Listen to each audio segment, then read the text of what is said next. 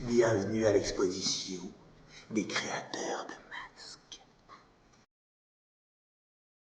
À l'AMSH Paris-Nord, nous portons avec POFREX un projet de recherche sur les usages et fonctions du masque dès l'Antiquité jusqu'à nos jours. Nous avons questionné cet objet qui est à la fois l'emblème du théâtre, mais est un objet assez insaisissable et complexe. Le triste, pourquoi faire le triste comme ça? On ne fait pas le triste, on est triste, on ne fait pas pareil.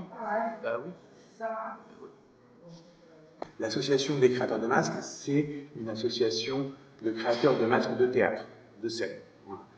Il ne s'agit pas de tous les types de masques. Là, vraiment, ce sont des protagonistes du spectacle vivant.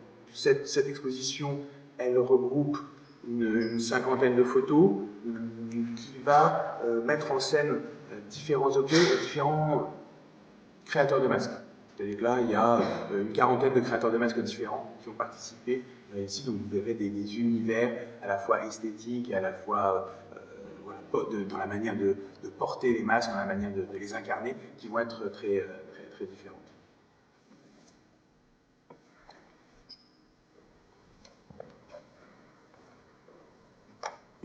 Il me semble que vous encouragez cette dialogue. Il y a une part d'ouverture vers la recherche et vers le milieu universitaire. On a besoin aussi de cet appui-là pour avoir une réflexion qui tourne autour de notre pratique. Nous, on est des praticiens. Moi, j'ai les mains dans la terre, j'ai les mains dans le bois, j'ai les mains dans la matière.